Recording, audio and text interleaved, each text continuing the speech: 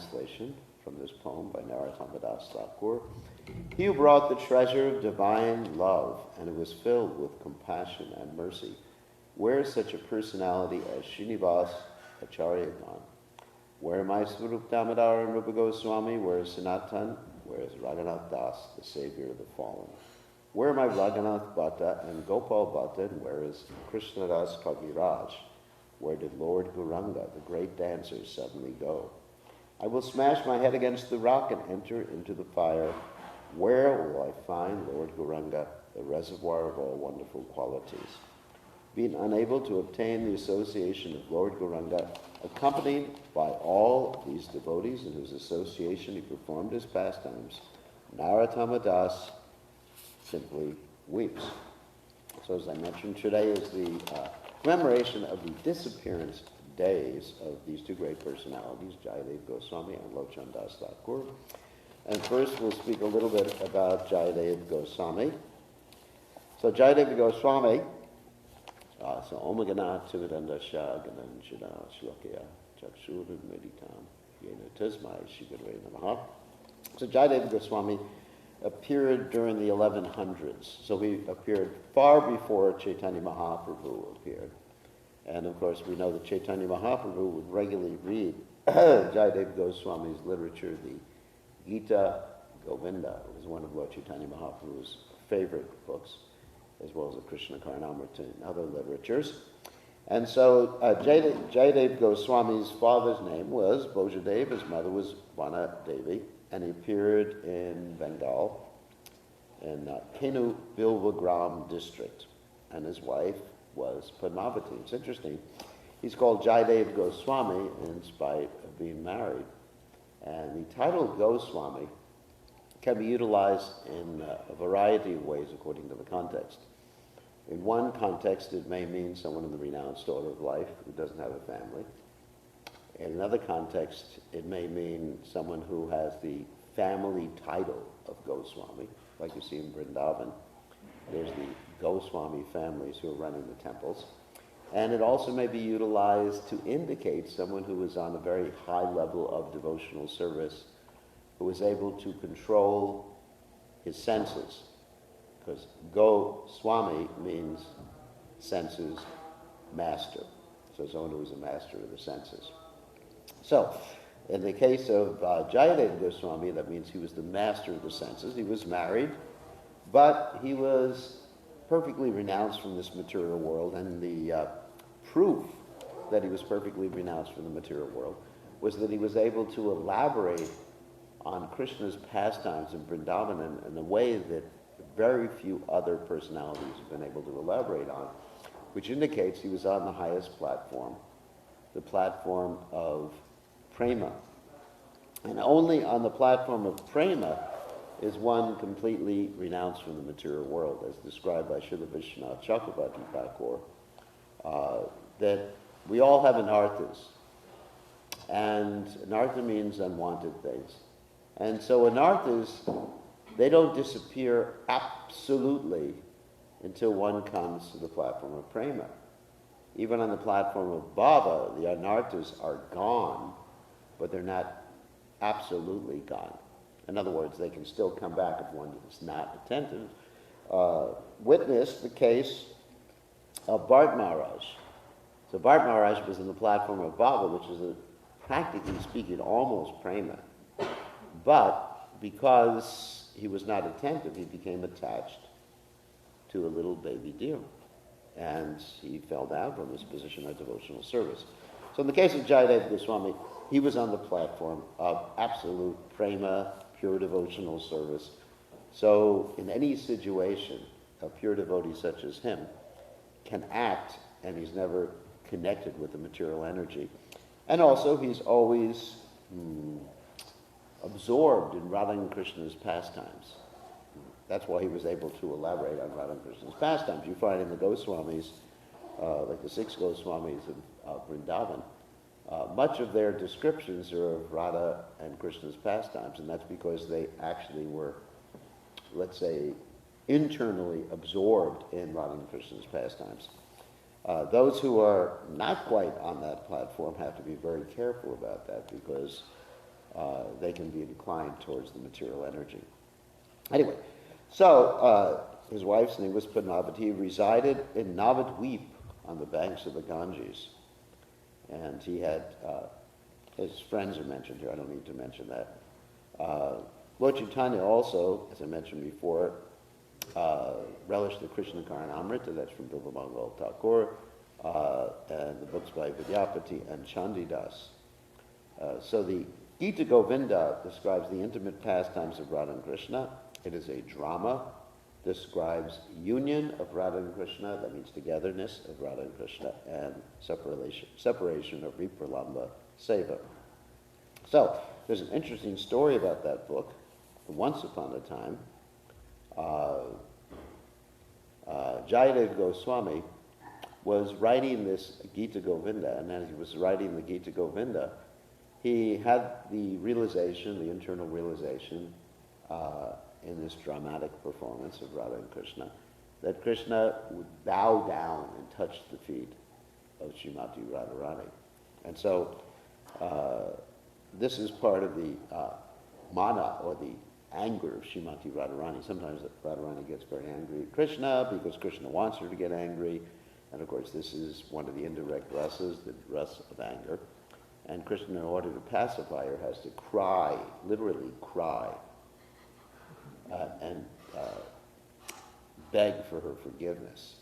And so this, of course, this is also reflected in this material world, where a man becomes controlled by a woman or wife or something like that. He just has to become, controlled by her, bow down, and please forgive me, whatever. I'll buy you whatever you want. So, so Krishna does that, and Jayadeva Goswami was thinking, is this appropriate? Is it actually happening? And so Jayadeva Goswami put down his writing materials, and he thought, well, better take a bath first, take some prasadam, and think about this a little bit more.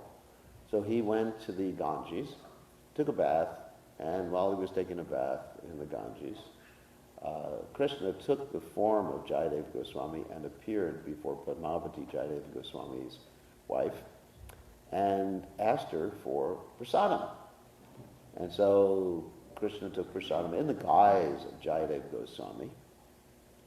And after he took prasadam, he sat down at Jayadeva Goswami's writing desk and completed that particular verse, that Krishna bows down at Srimati Radharani's feet. And so then Krishna disappeared. The real Jayadeva Goswami came back, and he asked his wife for prasadam, and his wife said, "You already ate." And he thought, boy, my wife has some senior moments here. What do you mean I already ate? She said, yes, you already ate, and you sat down at your writing desk, and you wrote a few words at the writing desk, on the piece of paper, or on the palm leaf. Actually, it wasn't a piece of paper at that time. And so he went to his desk, and he saw that this verse had been completed. Krishna bows down at Srimati Radharani's feet. And he went to his wife, bowed down to his wife, and he said, you are so fortunate. You were able to directly feed the Supreme Personality of Godhead. So this is, of course, that's a very famous pastime, which Srila Prabhupada actually very much liked that story. He actually told that story too. So Srila Bhaktivinoda Thakur described that even though Lord Chaitanya Mahaprabhu appeared later than Jayadeva Goswami, that Lord Chaitanya sort of manifested his presence in the heart of Jayadeva Goswami to allow Jayadeva Goswami to have those particular realizations. Another book that he wrote was called the Chandra Loka, which also Lord Chaitanya Mahaprabhu very much appreciated. Jayadeva Goswami's deities are named Radha, Madhava. And these deities are now worshipped in Jaipur. He's considered the incarnation of melody. In other words, poetry and melody. And he was a Sanskrit scholar at a very early age. A little story about his wife, that he went to Jagannath Puri, and he met his wife in Jagannath Puri. Padmavati was very much dedicated to Lord Jagannath, and it was the inspiration that he got from seeing the deity of Lord Jagannath that inspired him to write the Gita Govinda. And while he was in Jagannath Puri, it's an interesting story. The king, whose name was Gajapati. Gajapati is a generic name for the king of Jagannath Puri. Gaja, that means an elephant. Gaja, like Gajendra. You have the story of Gajendra in the Bhagavatam. Gajapati means the controller of many elephants. That's how the king was known. Interesting. Usually, because in those days, the mechanism for transportation was either elephants or horses. So that's why you call Hastinapur is a place for many Hastis, same thing. So Gajapati was very envious, this king was very envious of Jayadeva. And so, because he was so envious, this Jayadeva Goswami was getting all the appreciation from everybody. He composed his own work called the Gita Govinda, in imitation Gita Govinda. It was called the Abhinava Gita Govinda. And even the king's own, let's say, personal assistants or secretaries ridiculed the king. Can you imagine that? It was such a ridiculous composition. And they compared the king's book to a lamp in relationship to Jayadeva Goswami's son, his Gita Govinda. So this is another metaphor. The king was very determined. He said, look, my Gita Govinda is better. So let's take both of these Gita Govindas and put them in front of the deity at night. When Lord Jagannath takes rest, we'll put both manuscripts there. So in the morning, they found Jayadeva Goswami's Gita Govinda clasped to the deity's chest. It was just like that, clasped to his chest. And the king's Gita Govinda was scattered all over the floor. Just get rid of this stupid thing. It's nice. So Jayadeva Goswami's Gita Govinda was spread all over India. It's actually sung in every major temple and court in India. And by the 15th century, his Gita Govinda was distributed all over India and illustrated in the local art in Gujarat, Uttar Pradesh, Rajasthan, Punjab, etc. And there's a 1590, that's AD edition, on display at the Bombay Museum. Emperor Akbar, who appeared like in the 1500s, the Mughal emperor who actually liked different religions, and he liked the Hindus, and he liked Krishna consciousness. He was an admirer of Gita Govinda, and he commissioned an illustrated manuscript of the Gita Govinda in the Mughal style. In other words, Mughal means like someone who's a Muslim. So here was a Muslim, and who was very open to other religions, of course. He knew Jiva Goswami and others.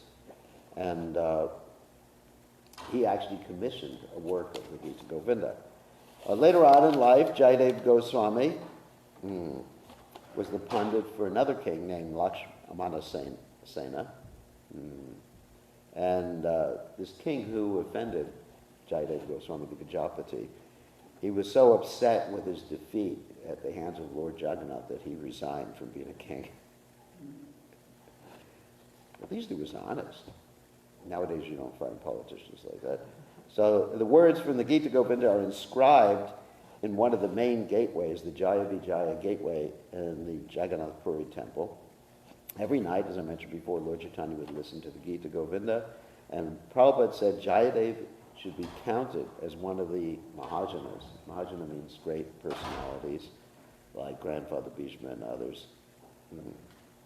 And Prabhupada said the Gita Govinda should only be read by liberated souls.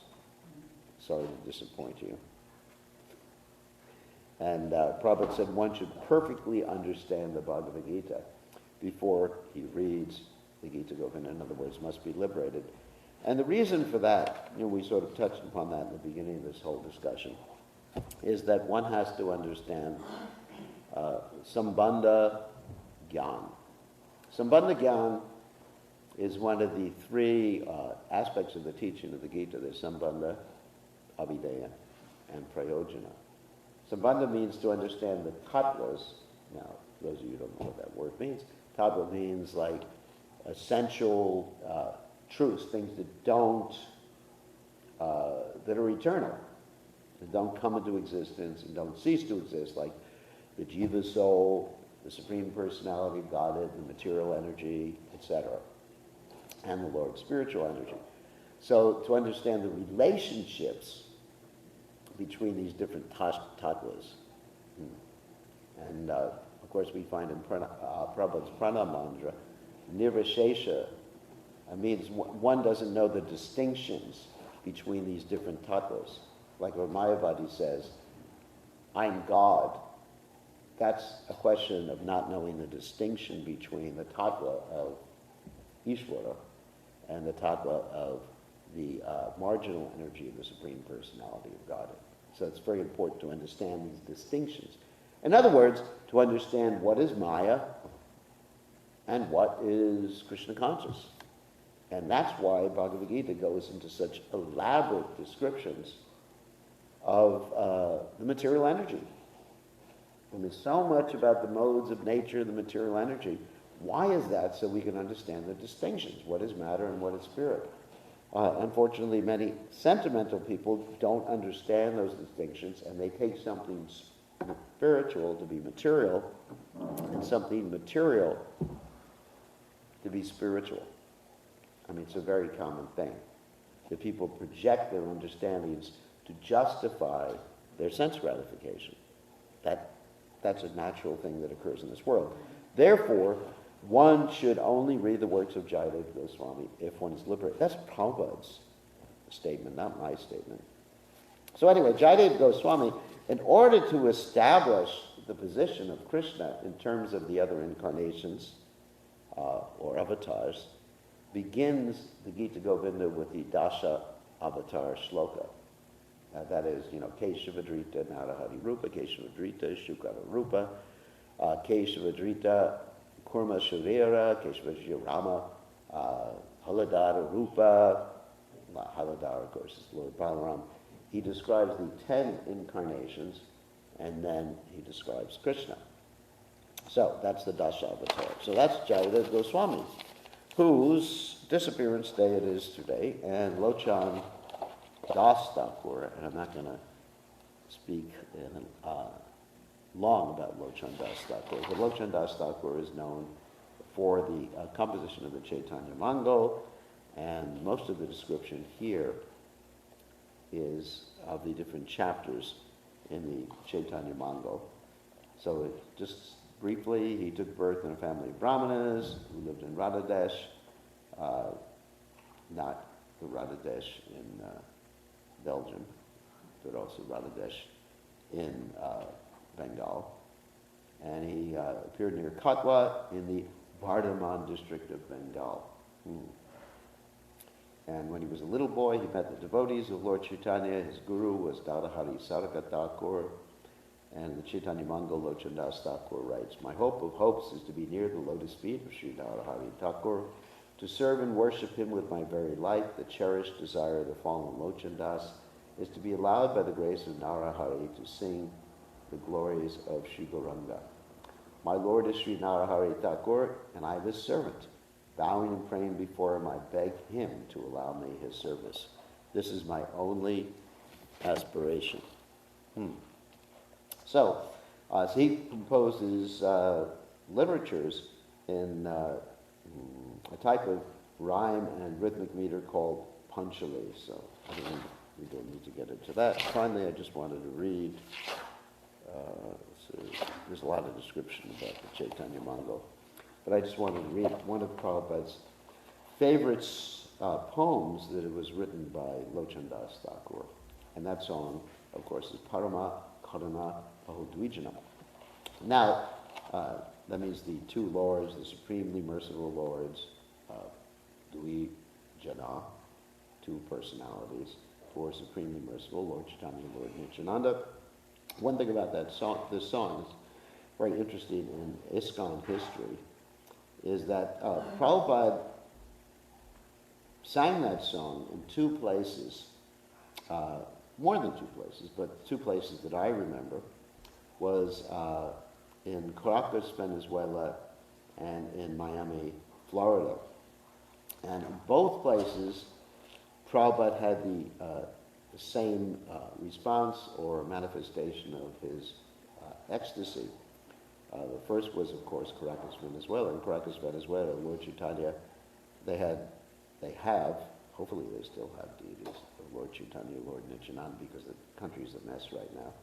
So Lord Chaitanya and Lord Nityananda, of course, were on the altar, and Prabhupada looked at them and he said, this very far away place, Lord Chaitanya, Lord Nityananda have come here, and he began to sing this song, Parama Karuna Ponduijana, and he went into trance.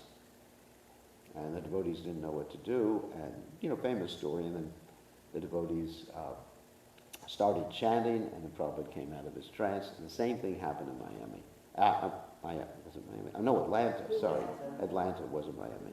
Sorry, I got the wrong place. So the same thing happened in Atlanta, Georgia. The Prabhupada went into trance, and then devotees chanted, and the devotees asked Prabhupada, what should we do when you go into trance like that? And Prabhupada, in a very humble way, said, I do not do this very often. So this is a sign of a pure devotee. Of course, this is mentioned in the second verse of the Guru Vashtaka, which we chant in the morning. Mahaprabho Kirtana Richa Gita Varikramadya Manaso. That when the pure devotee hears the kirtan of Chaitanya Mahaprabhu, then he starts dancing and chanting, and feels a quivering in his body on the cloud of spiritual trance, and tears come from his eyes like torrents of rain. Shrutaranga Bhajo. Anyway, so we'll read this song, which is one of Prabhupada's favorites.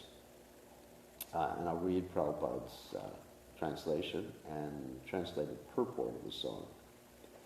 Parama Karano Dvijna Nita Gaurachandra Sabhavatar Sada Shiromani Kevalananda Kant Vaja Vaja Vai Chaitanya Nitai Sudrida Vishwashva Kori Vishya Chariya Se Rasavajya Mukha Polo Hari Hari Deko Oroi Vai Tribhuvane Nai Mona Doyala Dat Pashu Paki Jure Pashre Vidore Shudiyar Gudagat Gant, sorry. Sam Sadama Jia Rahila Pariya Se Pare Nahiloash Apana Koroma Bunjie Shamana Koho He Lochandas. So, as I mentioned, this song was very dear to Srila Prabhupada, and Prabhupada translates it as follows. This is a song by Lochan Das Thakur. Lochan Das declares that the two lords, Nitai Gaurachandra, Lord Nitai, and Lord Chaitanya, are very merciful. They are the essence of all incarnations. The specific significance of these incarnations is that prosecuting their way of self-realization is simply joyful, for they introduce chanting and dancing. There are many incarnations like Lord Ram and even Krishna who taught Bhagavad Gita, which requires knowledge and understanding.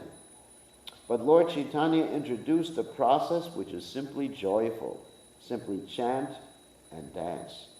Therefore, Lochan Das requests everyone, my dear brother, I request that you just worship Lord Chaitanya and Nityananda with firm conviction and faith. Don't think that this chanting and dancing will not lead to the desired goal. It will. It is the assurance of Lord Chaitanya Mahaprabhu that one will get all perfection by this process. Therefore, one must chant with firm faith and conviction. But what is the process? If one wants to be Krishna conscious by this process, one has to give up his engagement in sense gratification. That is the only restriction. If one gives up sense gratification, it is sure that he will reach the desired goal. One simply has to chant Hare Hare without any motive of sense gratification. Lochan Das says, my dear brother, you just try and examine this. Within the three worlds, there is no one like Lord Chaitanya or Lord Nityananda, because their merciful qualities are so great that they make even birds and beasts cry, what to speak of human beings. Actually, when Lord Chaitanya passed through the forest known as Jatakhanda, the tigers, elephants, snakes, deer, and all other animals joined him in chanting Hare Krishna. It is so nice that anyone can join.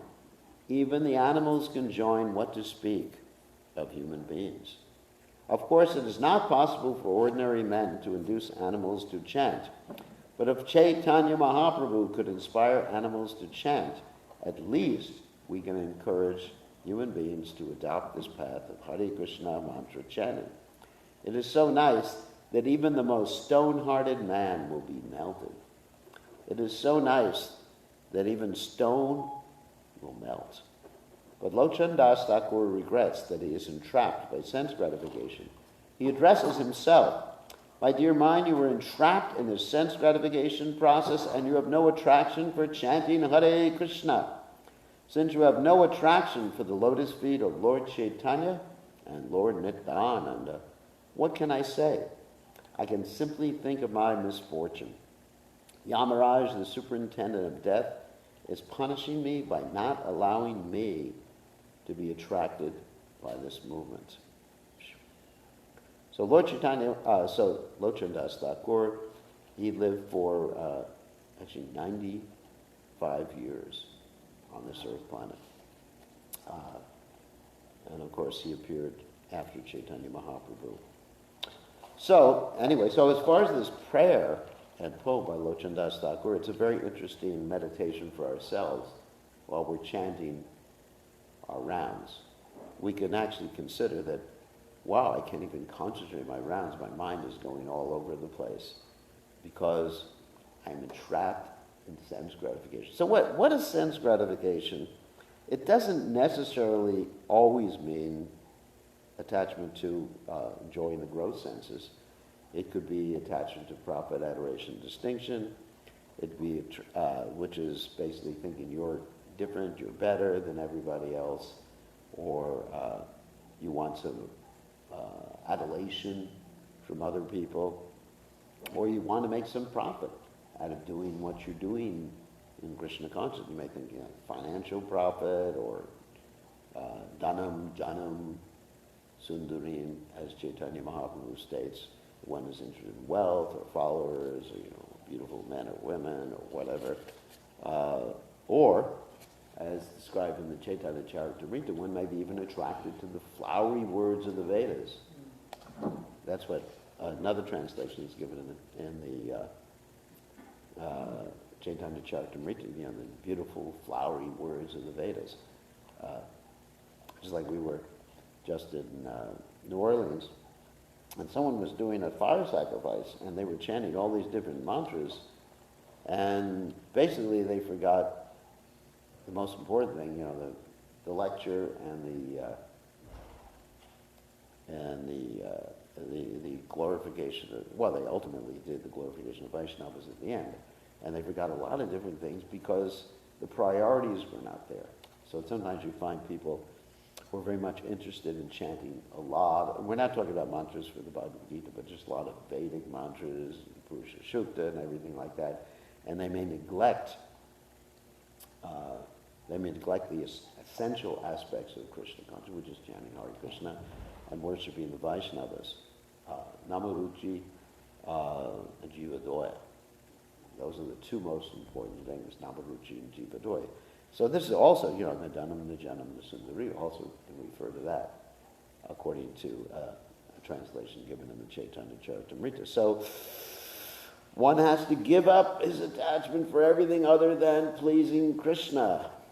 One has to be ready to do whatever Krishna wants, regardless of his or her own happiness or distress. Anyway, that's sense gratification.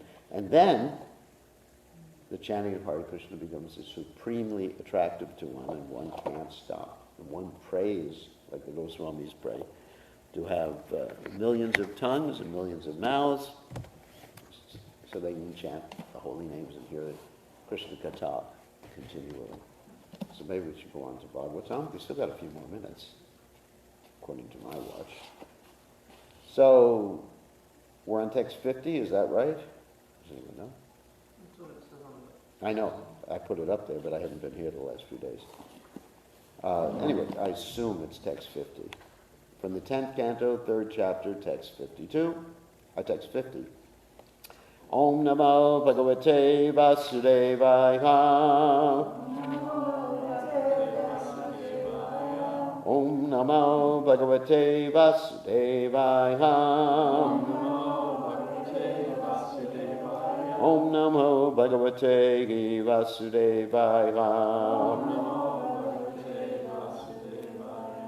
Magoni Varshati Asakred Yamanuja Gambira Toyaga Javormi Enila Mayanaka Varta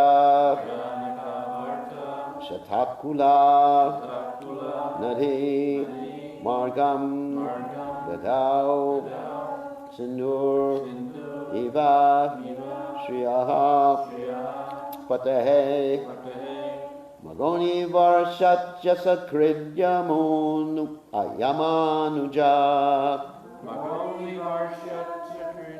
Yamanuja Gambira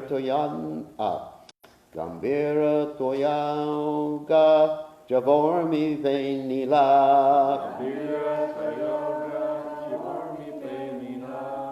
Yanaka Varta Shatakulanati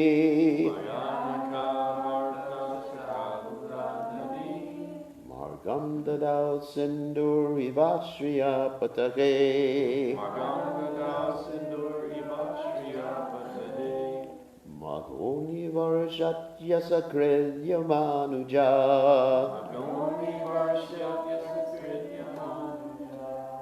Gambira Toyaga Javormi Penila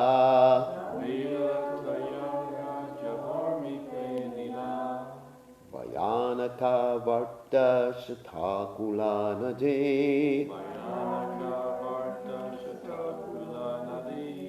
Margam Dadao Sinduri Vashriya Patahe Magoni Varshat Yasakred Yamanuja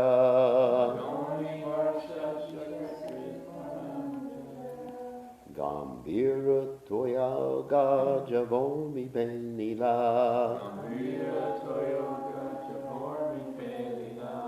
Vayanaka Varta Shatakulanati Margam Dadao Sindur Ivashriya Patake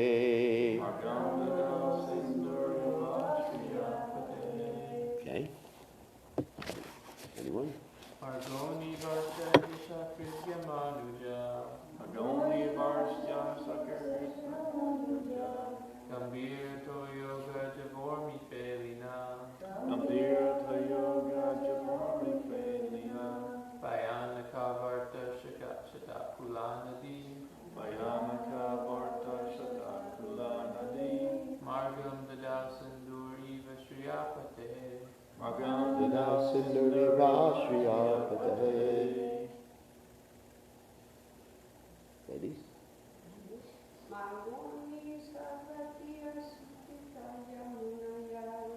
Magoni Varshat Yasakrit Yamanuja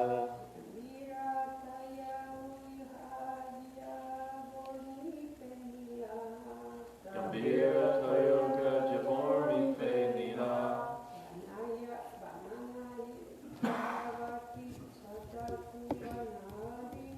Bayanaka Varta Shatakulanadi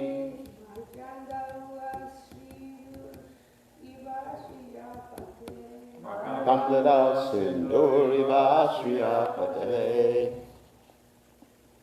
Okay. Magoni Varshati Magoni Varshati Because of Lord enters showering rain Asakrit Constantly Yama Anuja the river Yamuna who is considered the younger sister of Yamaraj Gambira Toya Oka of the very deep water Java, Java, by the forest. by the forest. Urmi, Ormi, by the waves. by the waves. Lilina, Velila, full of foam. full of foam. Vayanaka, Vayanaka, fierce. fierce. Avartashata, Vartashita, by the whirling waves. by the whirling waves. Akula, Akula, agitated. agitated. Nadi, Nadi, the river. river. Margam, Margam, way. way. Dadal, Vidal, gave. gave. Sinduiva, Sinduiva, like the ocean. Shriapatahe, Shriapatahe, unto Lord Ramchandra, unto Lord Ramachandra. the husband of the goddess Sita. The translation, because of a constant rain sent by the demigod Indra, the river Yamuna was filled with deep water, foaming about with fiercely whirling waves. But as the great Indian Ocean had formerly given way to Lord Ramchandra by allowing him to construct a bridge, the river Yamuna gave way to Vasudeva and allowed him to cross. You can repeat, because the constant rain sent by the demigod Indra, Sent by the demigod Indra. the river Yamuna was filled with deep water, The river Yamuna was filled with deep water, foaming about with fiercely whirling waves. foaming about with fiercely whirling waves. But as the great Indian Ocean But as the great Indian Ocean had formerly given way to Lord Ramachandra formerly given way to Lord Ramachandra by allowing him to construct a bridge, by allowing him to construct a bridge, the river Yamuna gave way to Vasudeva the river Yamuna gave way to Vasudeva and allowed him to cross. and allowed him to cross. So there's no purport here. We'll read the next text with its purport. Ananda Vrajam Shaurya Rupecha Tatrakantanupan Prasuptan Upalapya Nidraya Sutam Yashoda Shayane Nidayatat Sutam Upadaya Punar Grahanagat. When Vasudeva reached the house of Nanda Maharaja, he saw that all the coward men were fast asleep. Thus he placed his own son on the bed of Yashoda, picked up her daughter, an expansion of Yogamaya, and then returned to his residence, the prison house of Kamsa. Purport by His Divine Grace A.C. Bhaktivedanta Swami Srila Prabhupada Ki Jai. Vasudeva knew very well that as soon as the daughter was in the prison house of Kamsa, Kamsa would immediately kill her, but to protect his own child, he had to kill the child of his friend. Nanda Maharaj was his friend, but out of deep affection and attachment for his own son, he knowingly did this. Srila Vishwanath Chakravarti Thakur says that one cannot be blamed for protecting one's own child at the sacrifice of another's. Furthermore, Vasudeva cannot be accused of callousness since his actions were impelled by the force of Yogamaya. So, Om Gana Timiranda Shah Granjana Shalakaya Chakshur Meditam Yena Tasmai Shigurve Namaha. Of course, protecting one's own child for the parents is, I guess, the topmost duty, other than Krishna consciousness, of course. So, that's one point we can get from this particular purport. Another point is, of course, it's explained by Vishwanath Chakravarti Thakur in his purports, in his commentary, is that when he brought his son is known as Vasudeva Krishna, when he brought his son to Vrindavan,